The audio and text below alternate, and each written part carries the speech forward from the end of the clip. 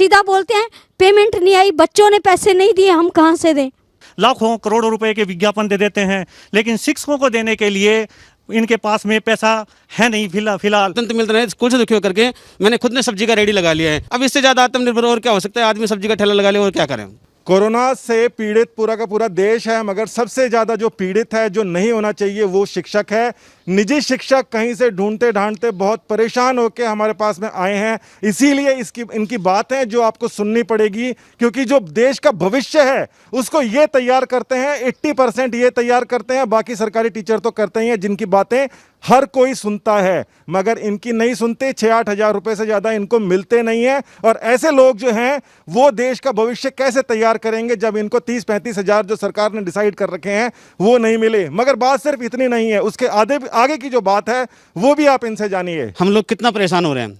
हम लोगों ने अपनी मेहनत से स्कूल वालों को सींचा है, स्कूल वालों को बढ़िया बढ़िया बिल्डिंगें बनवा दी। स्कूल वाला 40 लाख की गाड़ी में घूम रहा है और हम पैदल घूम रहे हैं। स्कूल वाले ना हमारी बात सुन रहे हैं, ना हमारी राज्य सरकार की बात सुन रही है। हमने कलेक्टर साहब को, एडीएम साहब को, यहाँ तक कि शिक्षा मंत्री जी को, मुख्यमंत्री जी को हर जगह ज्ञापन तक दे दिया, लेकिन अभी तक हमारी कोई सुनवाई नहीं कर रही है। हम जाएँ तो जाएँ किसके पास? हम तो इतने परेशान हो गए हैं कि हमारे पास अभी और कोई रास्ता नहीं बचा है। या तो लास्ट में मरना है, और कायर हम हैं नहीं, क्योंकि अगर मर जाएं तो फिर हमारे बच्चों का कौन करेगा। एक बात आपको समझनी चाहिए कि जो शिक्षा मंत्री राजस्थान के हैं डोटासरा जी, वो इसी जिले से आते हैं और उनके ऊपर काफ़ी उम्मीदें भी थी और वो जो काम कर रहे हैं वो भी अच्छा है, मगर फिर भी ये मानते हैं कि वो उनकी कोई सुनवाई नहीं कर रहे। और इनका ये भी कहना है कि जो निजी शिक्षक हैं इनकी कोई बात नहीं सुनता, केवल इनका जो स्कूल्स हैं, उनके जो बड़े लोग हैं जो चंदा देते हैं, उनकी बातें सुनी जाती हैं। आप इस प्रकार के जो आरोप हैं आपकी जो संस्था लगाती हैं, जो संस्था का नाम भी बताइए और क्यों लगाते हो आप? हमें कुछ भी वेतन दीजिए, लेकिन दे नहीं रहे। क्यों नहीं दे रहे? क्योंकि हमें वो शिक्षक नहीं मानते। अगर शिक्षक मानते तो हमसे हटाते नहीं है, और हटाते तो हमें कोई ना कोई पूछ दे रहे। अब एक तरफ तो राज्य सरकार क्या कह रही है कि इनको हटाना नहीं है, इनको वेतन देना है, और दूसरी तरफ स्कूल वालों को कह रही है कि आपको फीस नहीं लेनी है। तो हम कैसे क्या काम करें? मोदी जी ने कहा था कि पकोड़े तलना भी रोजगार है। बिल्कुल सही बात है, क्योंकि पकोड़े तलने के लिए आपको 10वीं भी नहीं करनी पड़ती। बाहर निकलिए, पकोड़े तलिए, शाम को 500 रुपये से ऊपर कमा के जाइए। 20 लाख रुपए से ऊपर लगते हैं आदमी को बीए, बीएससी, बीएड करने के लिए। बचपन से लेके वहाँ तक का खाना इंक्लूड करना पड़ेगा, शिक्षा इंक्लूड करनी पड़ेगी। वो 20 लाख रुपए खर्च नहीं करके 20 लाख का कोई धंधा कर दे तो कम से कम उसका जो इंटरेस्ट है वो कम से कम 50-60 हज़ार रुपये आए। कितने मिलते हैं एक एवरेज एक बीए, बीएससी करे हुए आदमी को? सर 8 से 10 हज़ार रुपये मिलते हैं। और मैं आपको बताऊं कि मैंने स्कूल से दुखी होकर के, क्योंकि वेतन तो मिलता नहीं, स्कूल से दुखी होकर के मैंने खुद ने सब्जी का रेडी लगा लिया है। अब इससे ज़्यादा एक और क्या बात हो सके? एक शिक्षक जिसने बीए, बीएससी, एमए, बीएड किया है और उसके बाद में वो सब्जी का ठेला लगा रहे हैं, तो इससे मतलब बढ़िया है कि सब मर जाए तो बढ़िया रहे। शिक्षा मंत्री जी को पास गए तो शिक्षा मंत्री जी ने क्या कहा? ठीक है, देखता हूँ, मैं इस पर करता हूँ, और कोई बात नहीं कर रहे हैं। अब क्या करें आप बताऊँ? मुझे ये और बता दीजिए आप कि आप जिन लोगों को पढ़ाते हो, जिन बच्चों को पढ़ाते हो, वो भी कल को आप ही की तरीके से बीए, बीएससी वगैरह करके मिनिमम जो सबसे कम से कम पढ़ाई लिखाई है वो करने के बाद में जब टीचर बनेंगे, जो 20 लाख रुपए उनके घर वाले खर्च चुके होंगे, उनको भी तो आप ही जितनी तनख्वाह मिलेगी। फिर ये क्या, ये एक प्रोफेशन जो है पढ़ाई लिखाई जो पूरा का पूरा प्रोफेशन है, क्या ये डिजास्टर नहीं हो गया है इंडिया के अंदर? बिल्कुल, ये बात मैं सहमत हूँ सर। मैं कहना चाहूँगा कि आज हमारी कोई बात नहीं सुन रहा है तो हमारे आने वाले बच्चों की बात क्यों सुनेगा? तो मैं तो ये कहना चाहूँगा कि आप बच्चों को 20 लाख रुपए खर्च कर रहे हो, इससे बढ़िया मत करो। अपने बच्चों को मत पढ़ाओ। आप पढ़ा के क्या करोगे? वो प्राइवेट स्कूल में जाएंगे, फिर वो हमारी जैसी समस्या होगी। तो आप उनको अपने घर पर रखो और कोई बिजनेस करो। इससे बढ़िया सब्जी का ठेली रेडी लगा दो, कम से कम आत्मनिर्भर तो बनोगे आप। मोदी जी का एक नारा था कि आत्मनिर्भर बनो। अब इससे ज़्यादा आत्मनिर्भर और क्या हो सकता है? आदमी सब्जी का ठेला लगा ले और क्या करें? पढ़ाने के माध्यम से हम लोग अपने घर से निकलते हैं। मेरा यहाँ पे कोई घर नहीं है, स्कूल वालों ने मुझे यहाँ पे बुलाया, मैं यहाँ पे शिक्षा में कार्यरत हूँ। जनवरी माह से वेतन बकाया था, जनवरी माह का वेतन इन्होंने जून में मुझे दिया।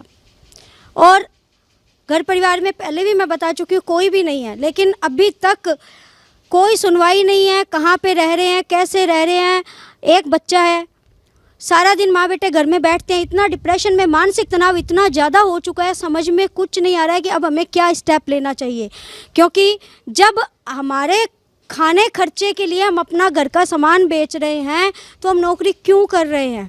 दूसरी बात, अपनी मेहनत का पैसा वो पाने के लिए भी हम मानसिक तनाव से गुजर रहे हैं। मेरी जैसी कितनी ऐसी महिलाएं होंगी जिनकी हिम्मत नहीं होती है, सब हिम्मत नहीं करते आगे आने की, लेकिन मजबूरी में मुझे आगे आना पड़ा।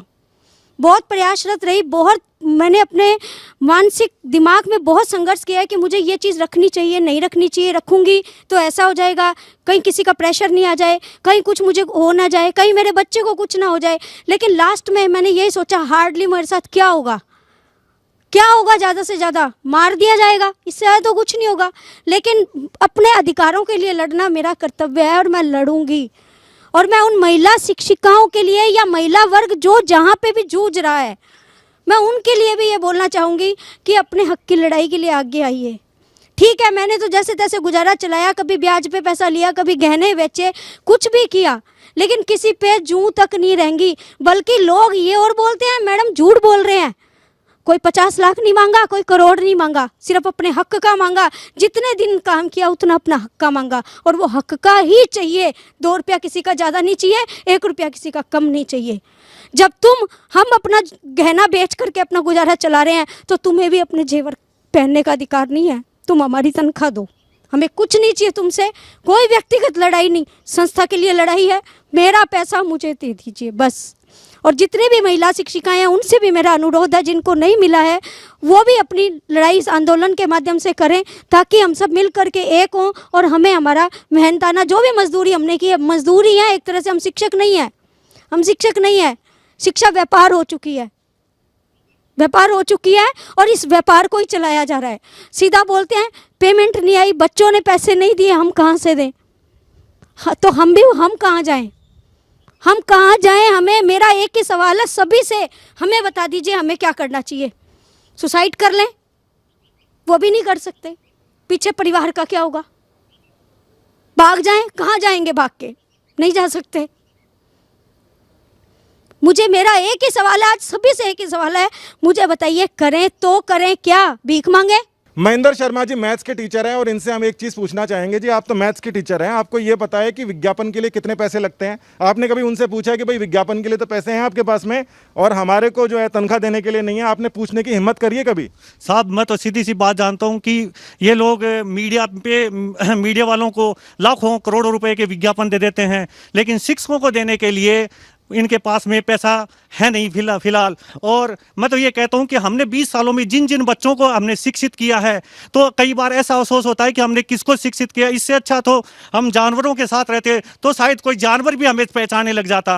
लेकिन हमारे न तो हमारे स्टूडेंट हमारे सुन रहे हैं, और 20 साल के लगातार यदि किसी बढ़िया की यहाँ नौकरी करते तो 100% वो बढ़िया हमें अपने परिवार का एक सदस्य मान चुका होता अब तक, और निश्चित तौर पर कुछ ना कुछ सुविधाएं प्रदान कर चुका होता। लेकिन हमारे पास में फिलहाल जीने के लायक पैसे नहीं बचे हैं। और मैं ये कहना चाहता हूँ कि सभी से ये चाहता हूँ कि हर व्यक्ति एक दुखी है, लेकिन वो सामने नहीं आना चाहता, क्योंकि वो ये डरता है कि हमारा क्या होगा, हमारे भविष्य का क्या होगा। लेकिन मैं तो ये कहता हूँ कि अगर कुछ आगे बढ़ेंगे और तो ही वो अच्छा रहेगा। लेकिन मेरी सबसे बड़ी बात यह है कि जब देश गुलाम था तो उस समय मैं ये मानता हूँ कि वो आज़ादी ज़्यादा थी, क्योंकि उन समय उन लोगों को सामने आने का ज़्यादा मौका मिलता था जो लोग स्वतंत्रता के लिए लड़ते थे। अब ये जो देश आज़ाद हो चुका है, मुझे तो नहीं लगता कि ये देश आज़ाद हो चुका है। आप अपनी बात, मेरी जो बात थी वो ये है कि आप अपने जो दूसरे न्यूज़पेपर्स वगैरह, न्यूज़ पोर्टल्स वगैरह हैं, उनके पास में गए नहीं, उनको आपने बात नहीं बताई, और आप मतलब इतना मुश्किल से ढूंढ ढांड के यहाँ तक आए हैं। इसके पहले क्या आप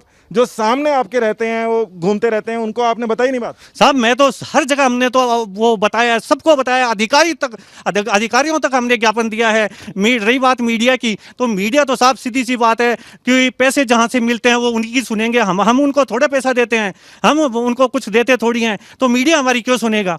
मीडिया तो सीधी सी बात है, वहाँ तो पक्षपातपूर्ण रवैया हो रहा है कि सीधी सी बात है, जो पैसा देगा उसी की बात सुनी जाएगी। इसका मतलब ये सीधी सी बात है, वो प्रजातंत्र है, उस प्रजातंत्र की परिभाषा ही मेरे ख्याल में बदल देनी चाहिए।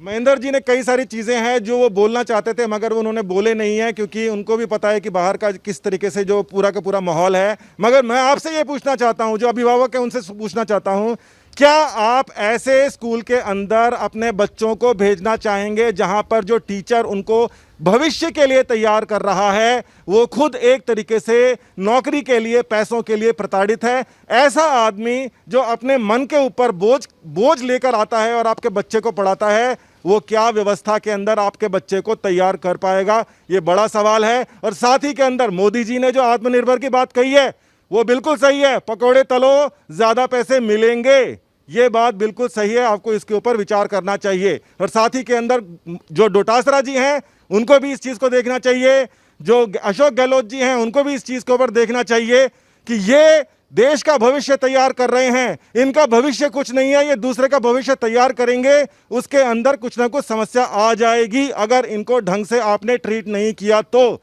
शिक्षक ही प्रलय भी ला सकता है और भविष्य भी बना सकता है। गहलोत जी, डोटासरा जी, मोदी जी, धन्यवाद।